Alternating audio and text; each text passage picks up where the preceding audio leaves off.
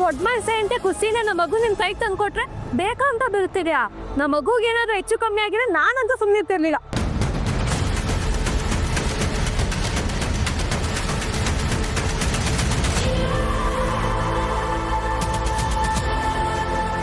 ಅದಕ್ಕೆ ಹೇಳಿದ್ದು ಮಗುಲ್ ಎತ್ತಿ ಒತ್ತಿ ಬೆಳೆಸಿದ್ರೆ ತಾನೇ ಅದ್ರ ಬೆಲೆ ಏನು ಅಂತ ಹೋಗಿ ಅರ್ಪ ಆಗ್ತಿದ್ದು.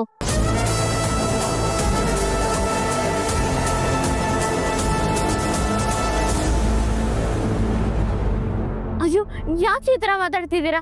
ಮಗುಗೇನೋ ಆಗಿಲ್ಲ ಅಲ್ವಾ? ನನ್ ಮಗುನ ಇಟ್ಕೊಂಡ್ನಲ್ವಾ? ಮಗುಗೇನೋ ಆಗಿಲ್ಲ ಅಂದ್ರೆ ಏನ್ ನಿಮ್ ಮಾತಿನ ಅರ್ಥ? ಅವ್ರು ಮಾಡಿ ಸರಿನಾ?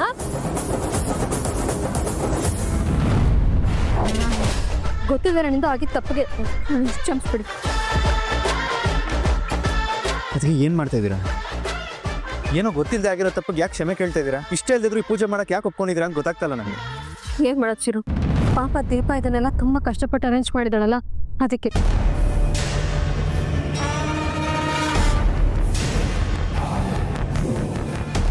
ಅವ್ರಿಗೇನೋ ಬುದ್ಧಿ ಸರಿ ಇಲ್ಲ, ಇದನ್ನೆಲ್ಲ ಮಾಡಿಸ್ತಾ ಇದ್ದಾರೆ.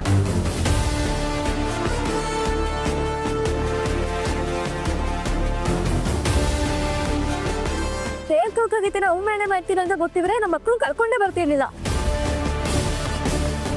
ಈಗಲೂ ಏನು ಪರವಾಗಿಲ್ಲ, ನಿಮ್ಮ ಮಕ್ಕಳನ್ನ ಕರ್ಕೊಂಡು ಹೊರಡ್ಬೋದು.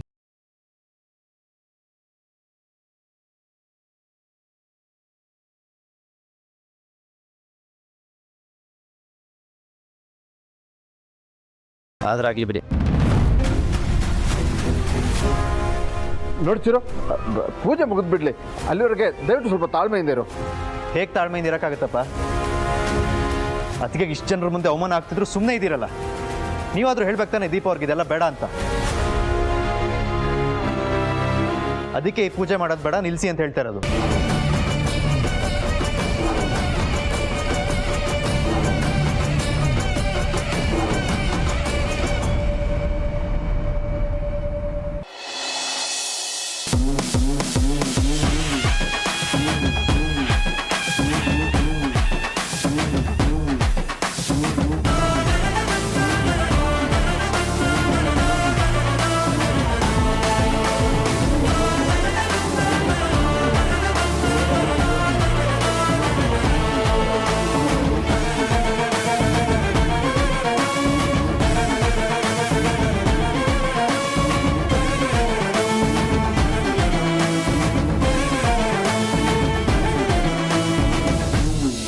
ನೀವು ಯಾಕೆ ತೊಳ್ತಿದ್ದೀರಾ? ಕೂತ್ಕೊಳ್ಳಿ. ಇವ್ನು ಯಾರೋ ದಾರಿ ತಪ್ಪು ಬಂದಿರಬೇಕು, ನಾನು ವಿಚಾರಿಸ್ಕೊಂತೀನಿ. ನೀವು ಕೂತ್ಕೊಳ್ಳಿ. ಏಯ್, ಯಾರ ನೀನು? ಇಲ್ಲಿ ಯಾಕೆ ಬಂದೆ? ನಡೆ ಆಚೆ. ನಾನು ಬಂದಿರೋದು ಹೋಗೋದಕ್ಕಲ್ಲ, ಇಲ್ಲೇ ಇರೋದು.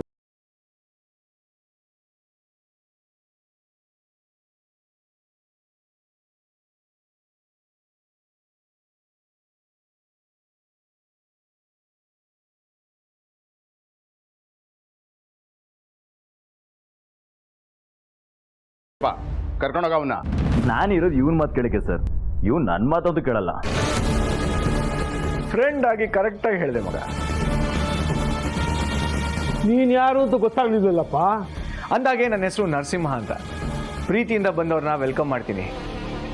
ನನ್ನ ಮೇಲೆ ದ್ವೇಷ ಸಾಧಿಸೋರಿಗೆ ಸರಿಯಾಗಿ ಗುನ್ನ ಇಡ್ತೀನಿ. ನೋಡೋ, ಜಾಸ್ತಿ ಮಾತಾಡಬೇಡ, ಸುಮ್ಮನೆ ಇಲ್ಲಿಂದ ಹೋಗೋ. ಯಾಕೆ ಮಾವ ಮನೆಗೆ ಬಂದಿರೋ ಅಳಿಯನ್ನ ಹೋಗು ಅಂತ ಇದ್ದೀರಾ?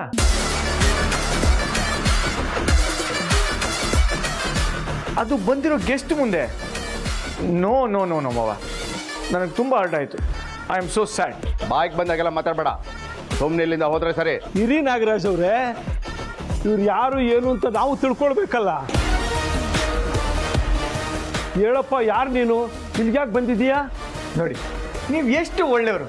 ನಿಮಗಿರೋ ತಾಳ್ಮೆ ನಮ್ಮ ಮಾವಂಗಿಲ್ವಲ್ಲ. ನಾನು ಇಲ್ಲಿರೋ ನನ್ನ ಮುದ್ದಿನ ಸಂಜನಾ ಬೇಬಿನ ಮದುವೆ ಆಗಿ ಬಂದಿರೋ ಹುಡುಗ.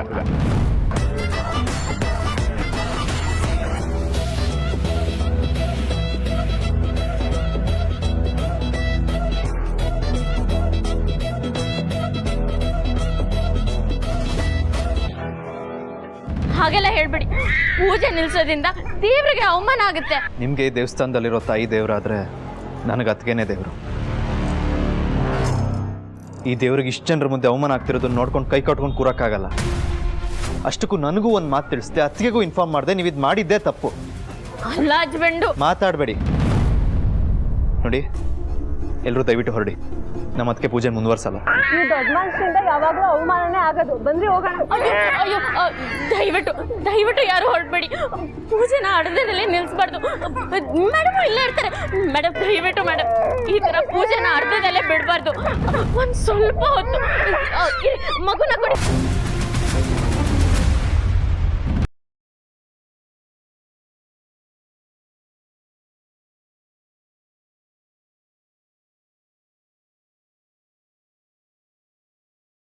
ತಲೆ ಸುತ್ತದ.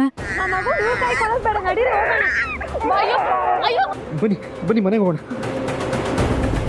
ಬಂದ್ರೆ ಈ ಪೂಜೆನೂ ಬೇಡ ಏನು ಬೇಡ, ಹೋಗೋಣ. ಅಯ್ಯೋ ದಯವಿಟ್ಟು ಪೂಜೆನ ಅರ್ಧದಲ್ಲೇ ಬಿಟ್ಟು ಹೋಗ್ಬೇಡಿ. ನಾನು ಮಗುಗೇನೂ ಆಗಲ್ಲ, ನಾನು ಅದನ್ನ ನೋಡ್ಕೊತೀನಿ. ದಯವಿಟ್ಟು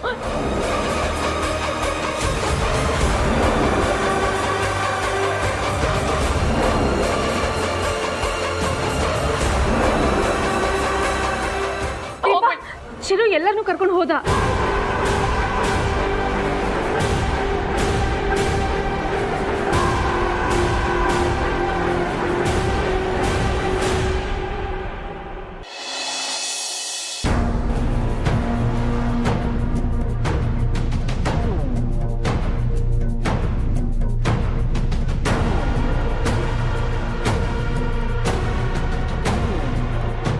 ಜಾನು, ಇಲ್ಲಿಗೆ ಕರ್ಕೊಂಬಂದಿದ್ದೀಯ ಜಾನು?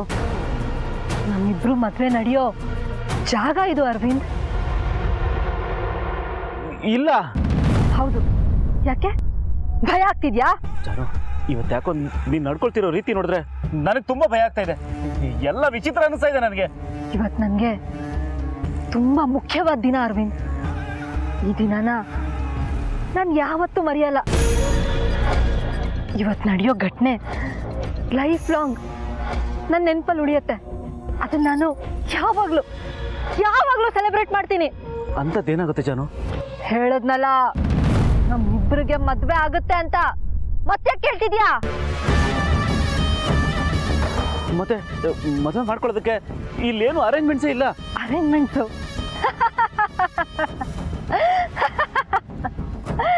ಮೇಲ್ನೋಡು ಆಕಾಶ, ಅದೇ ನಮಗ್ ಚಪ್ಪರ. ಈ ಭೂಮಿನೇ ನಾವು ಕೂರೋ ಮಂಟಪ.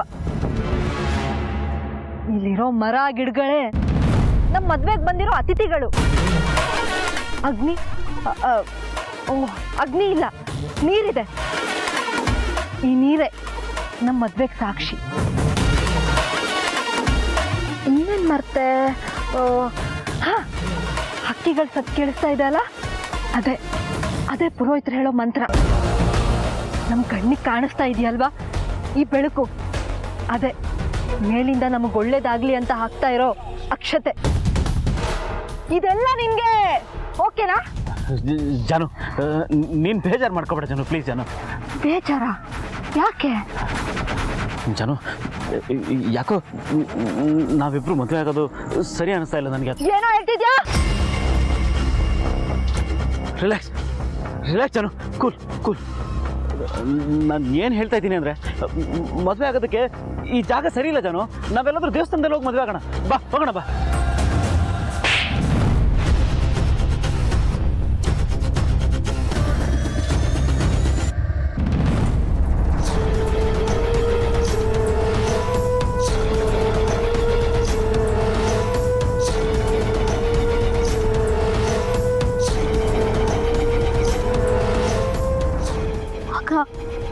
ಅನ್ಯಾಯವಾಗಿ ಪೂಜೆ ನಿಂತೋಯ್ತಲ್ವಾ?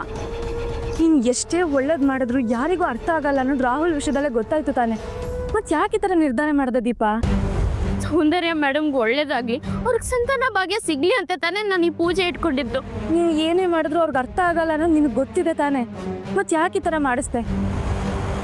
ಶಿರು ಮತ್ತೆ ನಿನ್ನ ಮೇಲೆ ದ್ವೇಷ ಸಾಧಿಸ್ತಾನೆ. ಅವನನ್ನು ಹೇಗೆ ಎದುರಿಸ್ತೀಯಾ?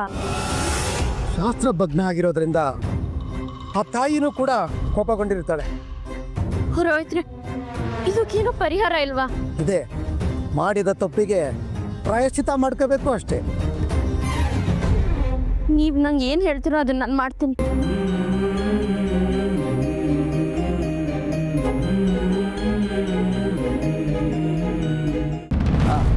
ಮಾತೆಲ್ಲ ನಂಬೇಡಿ, ಸುಳ್ಳು ಹೇಳ್ತಿದ್ದೆ ನಾನು. ಅರೆ ಪೊಲೀಸ್ ಮಾವ, ನಾನು ಯಾಕೆ ಸುಳ್ಳು ಹೇಳಿ?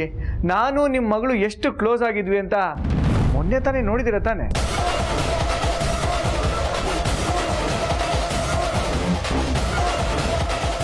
ಕ್ಲೋಸ್ ಅಂದರೆ ಯಾವ ಥರ ಕ್ಲೋಸು? ನಾನು ಅವಳು ಒಟ್ಟಿಗೆ ದಮ್ ಹೊಡ್ತಿದ್ದೀವಿ, ಎಣ್ಣೆ ಕುಡಿದಿದ್ದೀವಿ.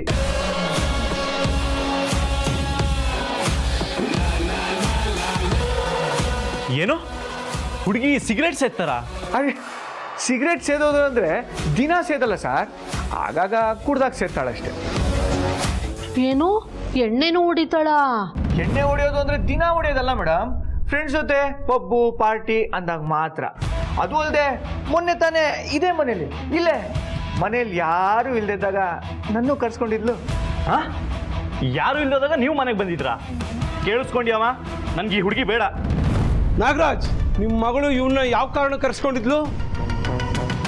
ಒಂಟಿ ಹುಡುಗನ ಏನಕ್ಕೆ ಕರ್ಸ್ಕೊಂತಾಳೆ ಸರ್?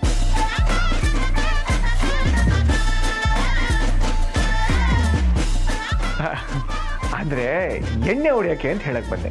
ಏನ್ರಿ ನಾಗರಾಜ್, ನಿಮ್ಮ ಮಗಳು ಬೇರೆ ಹುಡುಗನ್ನ ಲವ್ ಮಾಡ್ತಾ ಇರೋದ್ರ ಮುಚ್ಚಿಟ್ಟಿದ್ದೀರಾ? ಇಲ್ಲ ಇಲ್ಲ, ನನ್ನ ಮಗಳಿಗೆ ಅವ್ನು ಕಂಡ್ರೆ ಆಗೋದಿಲ್ಲ, ಎಲ್ಲ ಸುಳ್ಳು ಹೇಳ್ತಿದ್ದಾನೆ. ಹೇಳು ಮಗಳ. ಹೌದು, ನನಗೂ ಇವನಿಗೂ ಯಾವ ಸಂಬಂಧನೂ ಇಲ್ಲ. ಫಸ್ಟ್ ಆಫ್ ಆಲ್ ಇವನು ಯಾರು ಅಂತಾನೆ ನನಗೆ ಗೊತ್ತಿಲ್ಲ. ಕೇಳಿದ್ರೆ ಸರ್, ನನ್ನ ಮಗಳಿಗೆ ಅವ್ನು ಯಾರು ಅಂತಾನೆ ಗೊತ್ತಿಲ್ಲ. ಇದಕ್ಕೇನು ಹೇಳ್ತೀಯಪ್ಪ ನೀನು? ಇವಳು ಎಂಥ ಊಸರು ಹುಳ್ಳಿ ಅಂತ ನಿಮಗೆ ಗೊತ್ತಿಲ್ಲ ಸರ್. ಇವಳು ನಿಮ್ಮ ಮುಂದೆ ಸುಳ್ಳು ಹೇಳ್ತಾಳೆ ಅಂತಾನೆ ಪ್ರೂಫ್ ಸಮೇತ ಬಂದೀನಿ. ಸಂದೀಪ,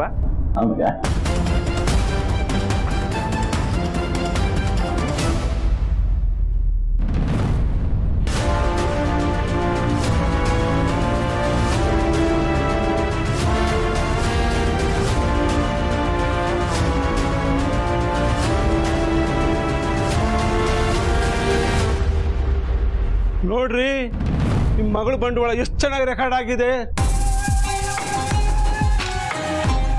ಇದಕ್ಕೇನು ಹೇಳ್ತೀರಾ ಮೈ ಡಿಯರ್ ಪೊಲೀಸ್ ಮಾವ?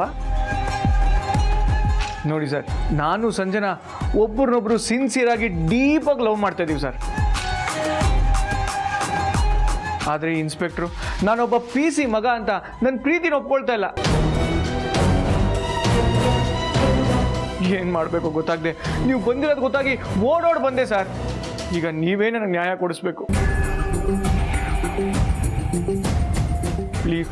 ಹೇಗಾದರೂ ಮಾಡಿ ನನ್ನ ಸಂಜನಾನ ಒಂದು ಮಾಡಿ ಅಂತ ನೀವೇ ಇನ್ಸ್ಪೆಕ್ಟರ್ಗೆ ಹೇಳಿ ಸರ್. ನಮ್ಮಿಬ್ಬರನ್ನ ಒಂದು ಮಾಡಿ ನೀವು ಪುಣ್ಯ ಕಟ್ಕೊಳ್ಳಿ ಸರ್. ನಿಮ್ಮ ಮಗನಿಗೆ ತುಂಬ ಒಳ್ಳೆ ಹುಡುಗಿ ಸಿಗ್ತಾಳೆ, ನೀವೇನು ತಲೆ ಕೆಡಿಸ್ಕೋಬೇಡಿ.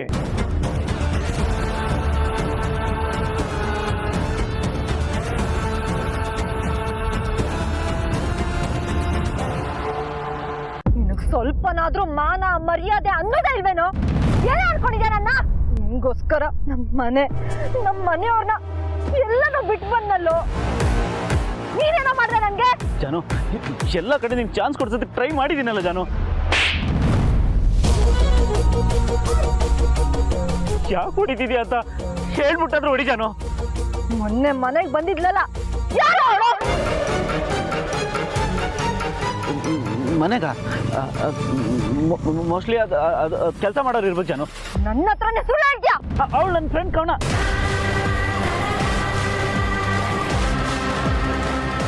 ಫ್ರೆಂಡ್ ಅಂದ್ರೆ ಯಾವ ಥರ ಫ್ರೆಂಡು? ಜಸ್ಟ್ ಫ್ರೆಂಡ್ ಅಷ್ಟೇ ಜಾನು. ನಾನು ಕಷ್ಟದಲ್ಲಿದ್ದೀನಿ ಅಂತ ಹೇಳ್ಬಿಟ್ಟು 1 ಲಕ್ಷ ರೂಪಾಯಿ ದುಡ್ಡು ತಂದು ಕೊಡ್ಲು ಅಷ್ಟೇ. ನಾನು ಮನೇಲಿ ಇಲ್ದಾಗ ಅವಳನ್ನ ಕರ್ಸ್ಕೊಂಡು ರೊಮ್ಯಾನ್ಸ್ ಮಾಡ್ತಿದ್ಯಾ? ಇಲ್ಲ ಜಾನು, ಅವಳಿನ್ನು ತುಂಬ ಚಿಕ್ಕ ಹುಡುಗಿ ಜಾನು. ಬರೀ ಹಗ್ ಮಾಡಿದಷ್ಟೇ ಜಾನು.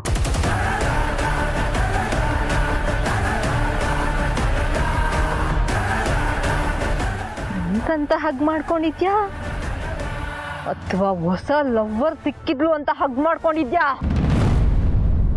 ಹೇಳೋ. ನಿನ್ನ ನಂಬ್ಕೊಂಡು ಬಂದಿದ್ದಕ್ಕೆ ಈ ಥರ ಮೋಸ ಮಾಡ್ಬಿಟ್ಟಿಯಲ್ಲೋ. ಯೂಸ್ ಮಾಡೋ ವಸ್ತುಗಳನ್ನ ಯಾರು ಯೂಸ್ ಮಾಡಬಾರ್ದು. ನಿನ್ನನ್ನು ಸೇರಿಸಿ ಅರ್ಥ ಆಯ್ತಾ? ಅರ್ಥ ಆಯ್ತು ಜಾನು.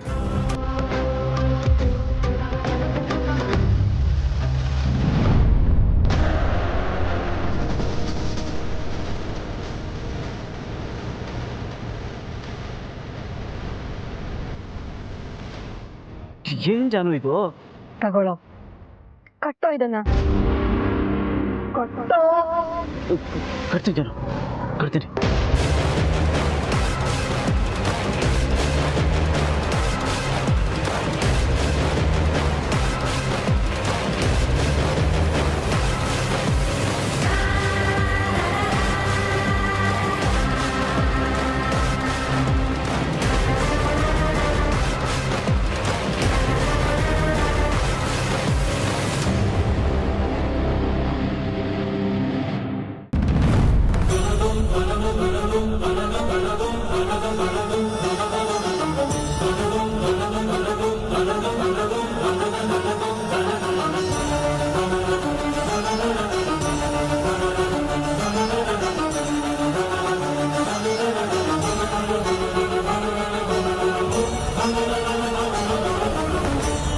ನನ್ನಿಂದ ಆಗಿರೋ ತಪ್ಪಿಗೆ ಕ್ಷಮಿಸಿ ತಾಯಿ. ಹಾಗೆ ಸೌಂದರ್ಯ ಮೇಡಮ್ಗೆ ಆದಷ್ಟು ಬೇಗ ಅವ್ರ ತಾಯ್ತನನ ಕೊಟ್ಟು ಕಾಪಾಡು.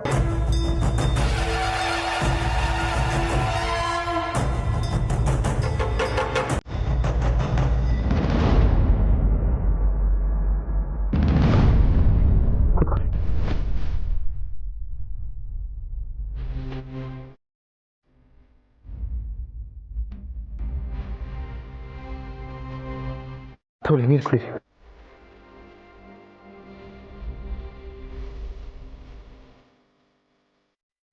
ಸಮಾಧಾನ ಮಾಡ್ಕೊಳ್ಳಿ. ಸಾರಿ ಅದಕ್ಕೆ ಅದಿ ಹೆಸರು ಹೇಳಕ್ಕೆ ಅಸಹ್ಯ ಆಗುತ್ತೆ. ಅವ್ರು ಇಂಥ ಕೆಲಸ ಮಾಡ್ತಾರೆ ಅಂತ ಗೊತ್ತಿದ್ರೆ ಆ ಪೂಜೆನ ಕ್ಯಾನ್ಸಲ್ ಮಾಡ್ತಿರ್ತದೆ. ಆದರೆ ನಾನು ಕೇಳಿದಾಗ್ಲೂ ಬರೀ ನಿಮ್ಮ ಹೆಸರು ಪೂಜೆ ಅಂತ ಮಾತ್ರ ಹೇಳಿದ್ರು. ನಾನು ದೇವ್ರ ಪೂಜೆ ಅಲ್ವಾ, ನಿಮ್ಗೆ ಒಳ್ಳೇದಾಗುತ್ತೆ ಅಂದ್ಕೊಂಡು ಅದ್ರ ಬಗ್ಗೆ ಜಾಸ್ತಿ ಕೇಳಕ್ಕೆ ಹೋಗಲಿಲ್ಲ. ಆದರೆ ಇವತ್ತಲ್ಲಾಗಿದ್ದು ನೋಡಿದ್ರೆ ಅವ್ರ ಮನಸ್ಸಲ್ಲಿ ಏನಿದೆ ಅನ್ನೋದೇ ಅರ್ಥ ಆಗ್ತಲ್ಲ. ಅವ್ರಿಗೆ ಮನೆಗೆ ಒಳ್ಳೇದು ಮಾಡಕ್ಕೆ ಬಂದಿದ್ರು ಇಲ್ಲ ಮನೆ ಹಾಳು ಮಾಡಕ್ಕೆ ಬಂದಿದ್ರು. ಮಕ್ಕಳು ಕಂಡ್ರೆ ನಿಮ್ಗೆ ಆಗಲ್ಲ ಅಂತ ಗೊತ್ತಿದ್ರು ಇಂಥ ತಪ್ಪು ಮಾಡಿದ್ದಾರೆ ಅಂದರೆ ಅವ್ರಿಗೆ ಕ್ಷಮೆ ಅನ್ನೋದು ಇಲ್ಲ. ಅದಕ್ಕೆ ಅವ್ರಿಗೆ ಸರಿಯಾಗಿ ಮಾಡ್ತೀನಿ.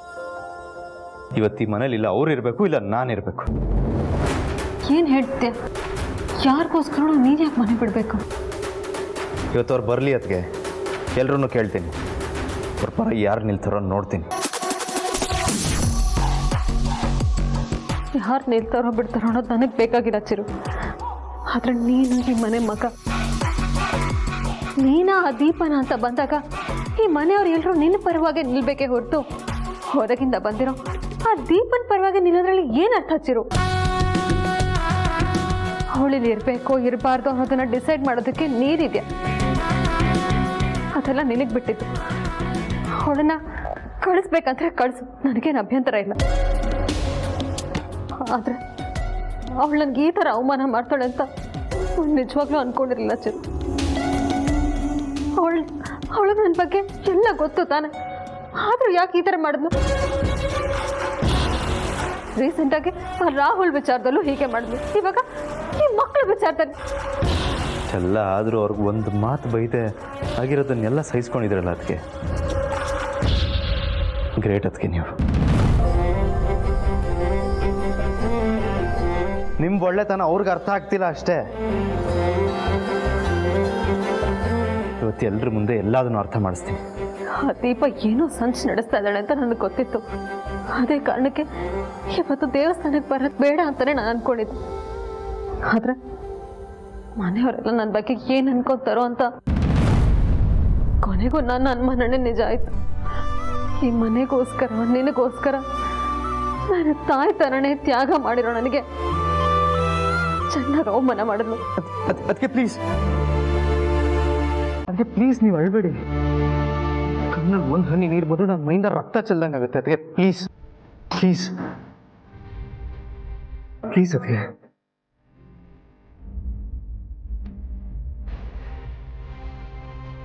ಇವತ್ತು ಅವರ ನಾನು ಅಂತ ನೋಡೇ ಬಿಡ್ತೀನಿ.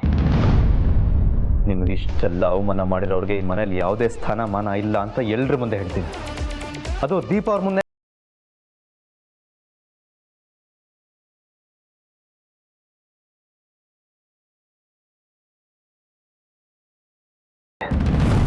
ರೂಮಲ್ಲಿ ರೆಸ್ಟ್ ಮಾಡ್ತಾರೆ.